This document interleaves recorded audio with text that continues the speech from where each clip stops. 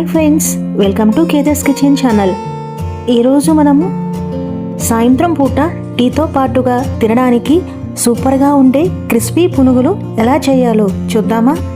వేడివేడిగా ఈ పునుగులను తింటే చాలా బాగుంటుందండి. అందులో ఇప్పుడు వర్షాలు పడుతున్నాయి కదా, మరింత బాగుంటుంది కదా. అయితే లేట్ ఎందుకు, వీడియోలోకి వెళ్ళిపోదామా? నేను ముందుగా ఒక బౌల్లో ఒక కప్ అంతా పొడి బియ్య పిండి ఒక కప్పు తీసుకున్నాను. ఆ తర్వాత అదే కప్పుతో గోధుమ పిండి తీసుకున్నాను. 1 టీ స్పూన్ అంత జీలకర్ర, 1 టీ స్పూన్ అంత ఉప్పు వేసుకొని కలుపుకుంటున్నాను. మొత్తం ఇదంతా బాగా మిక్స్ అయ్యేలాగా కలుపుకుంటున్నానండి. ఇప్పుడు మొత్తం కలిసిపోయింది కదా. ఆ తర్వాత అందులోకి నేను 1 కప్పున్నర వరకు మజ్జిగని వేసుకుంటున్నాను. మజ్జిగ బదులు మీరు పెరుగు కూడా వేసుకోవచ్చు. ఆ తర్వాత 2 టేబుల్ స్పూన్ అంతా ఆయిల్ని వేసుకుంటున్నానండి. ఆయిల్ వేసుకుంటే మనకి పునుగులు చక్కగా సాఫ్ట్గా వస్తాయి.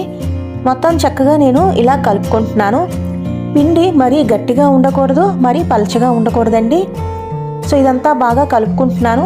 మీకు మరి కాస్త గట్టిగా అనిపిస్తే కాస్తంత వాటర్ని యాడ్ చేసుకుంటే సరిపోతుంది. నేను ఇక్కడ 1 పావు కప్పు అంతా వాటర్ని యాడ్ చేసుకుంటున్నాను.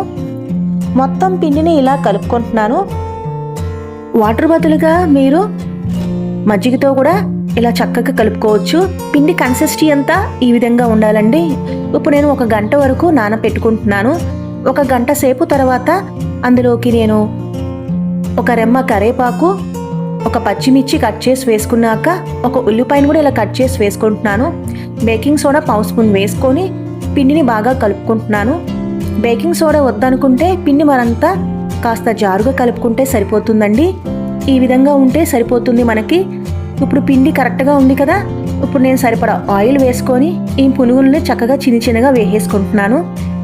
పునుగుల్ని మీడియం ఫ్లేమ్ మీదే మనం ఫ్రై చేసుకుంటే లోపల వరకు చక్కగా ఉడికి పునుగులు చాలా టేస్ట్గా ఉంటాయండి. ఇప్పుడు పునుగులు అటు ఇటు తిప్పుకుంటున్నాను. గోల్డెన్ కలర్ అనేది వచ్చేసింది చూసారా?